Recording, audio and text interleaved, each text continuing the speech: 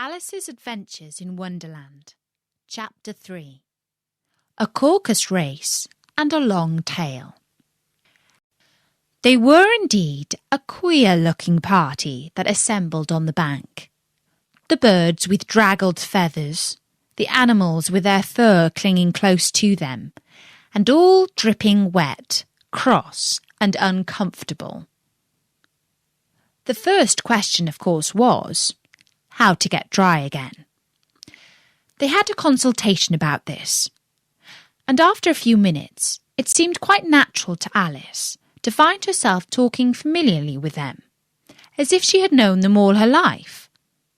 Indeed, she had quite a long argument with the lorry, who at last turned sulky and would only say, "I am older than you, and must know better." And this Alice would not allow without knowing how old it was, and, as the lorry positively refused to tell its age, there was no more to be said. At last the mouse, who seemed to be a person of authority among them, called out, "Sit down, all of you, and listen to me. I'll soon make you dry enough."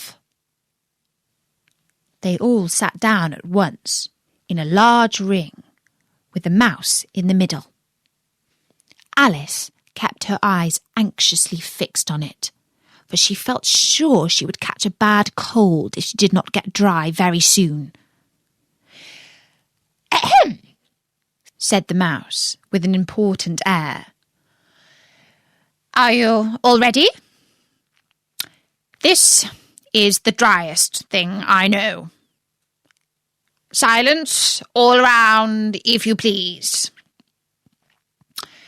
William the Conqueror, whose cause was favoured by the Pope, was soon submitted to by the English, who wanted leaders, and had been of late much accustomed to usurpation and conquest.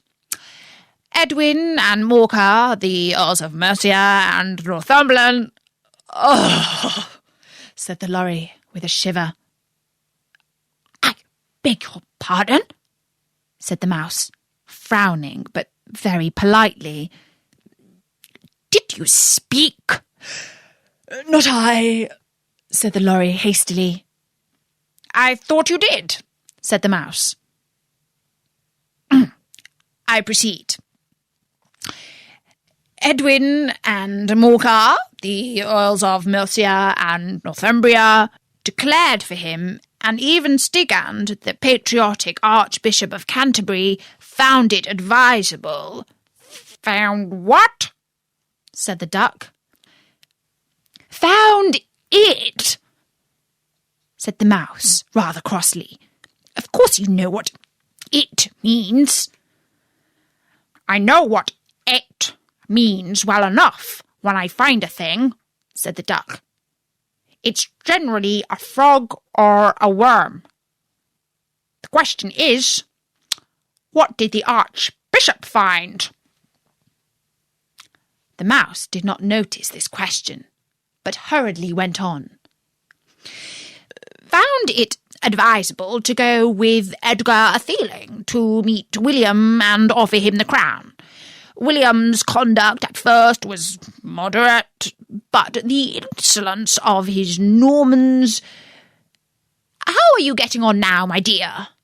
it continued, turning to Alice as it spoke. "As wet as ever," said Alice in a melancholy tone. "It doesn't seem to dry me at all."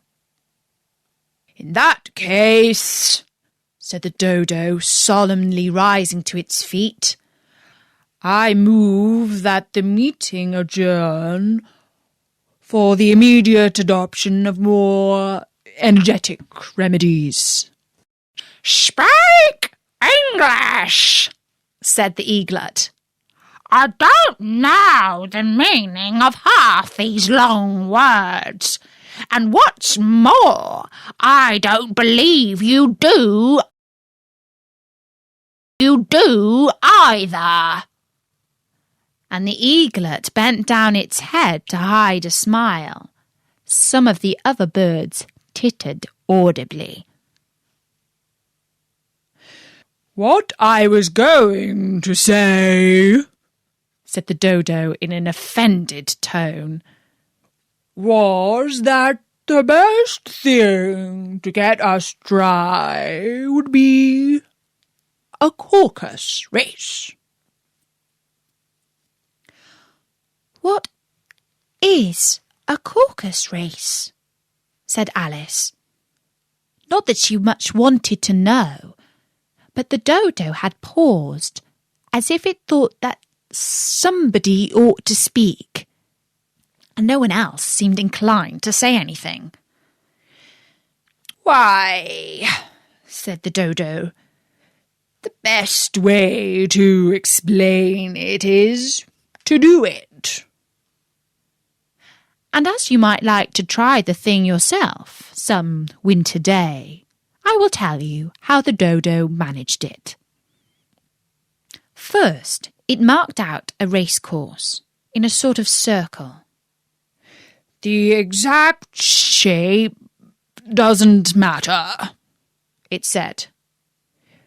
And then all the party were placed along the course, here and there. There was no 1, 2, 3 and away, but they began running when they liked and left off when they liked, so that it was not easy to know when the race was over.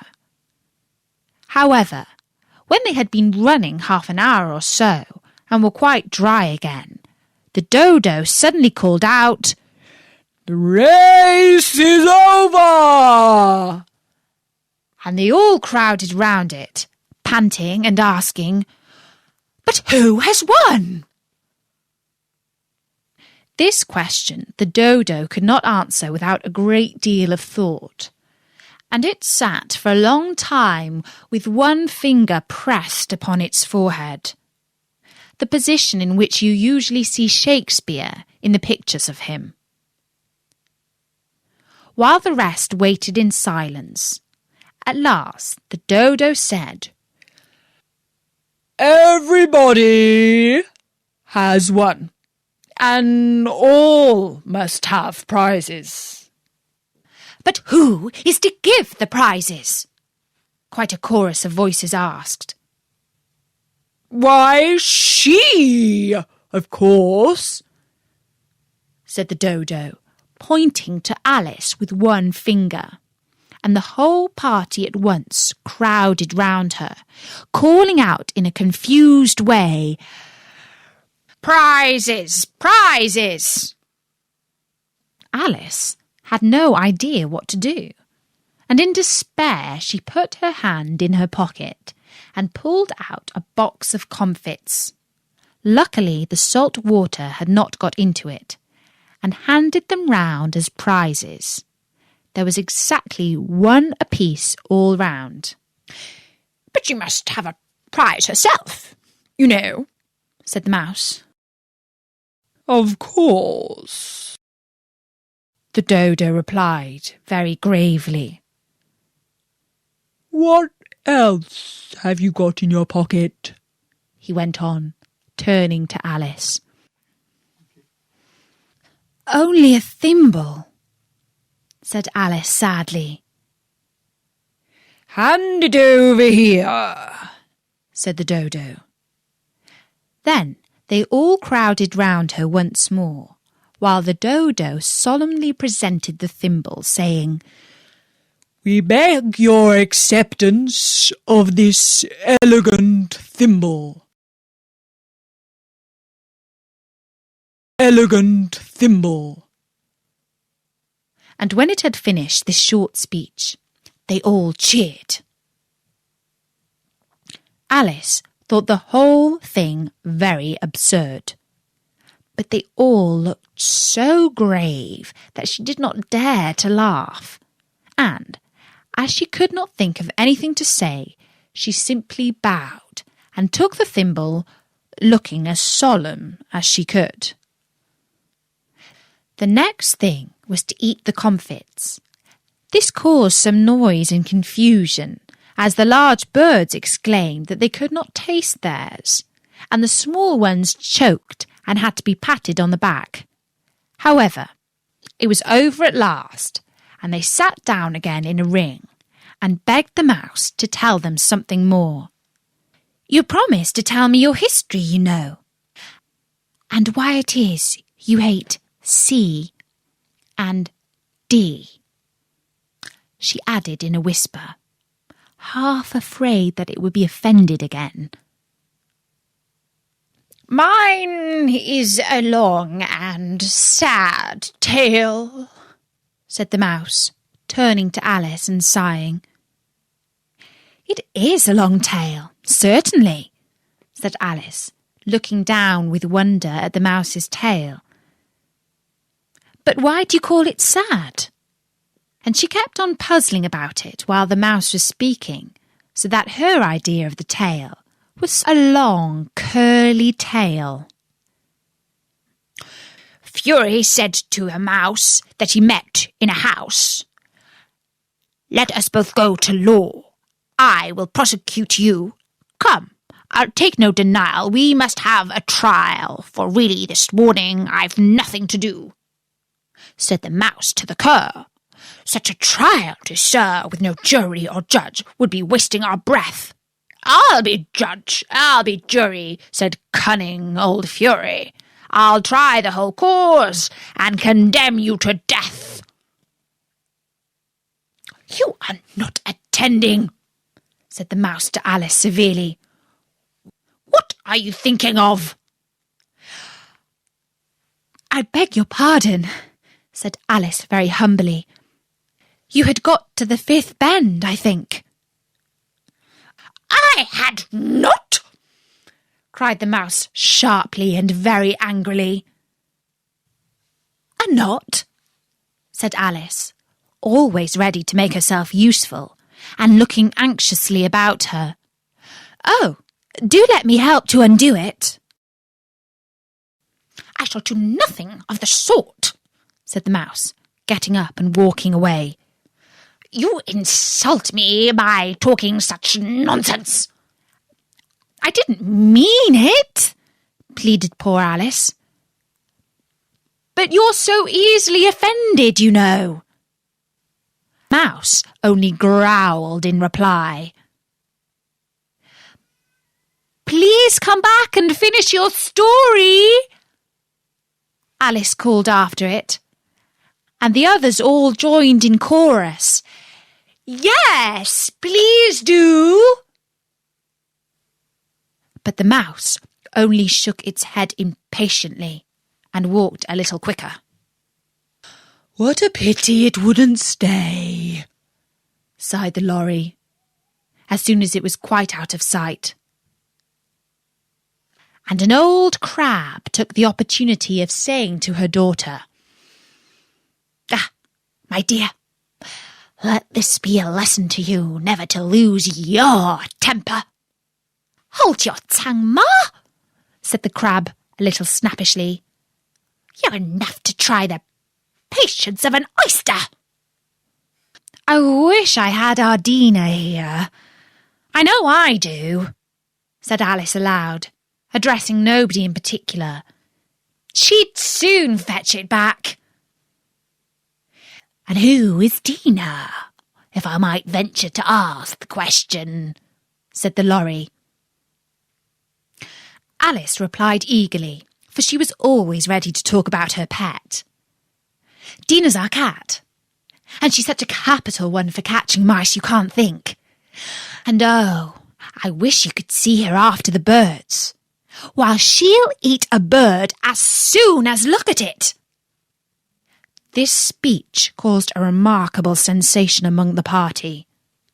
Some of the birds hurried off at once. One, the old magpie, began wrapping itself up very carefully, remarking, 'I really must be getting home. The night air doesn't suit my throat.'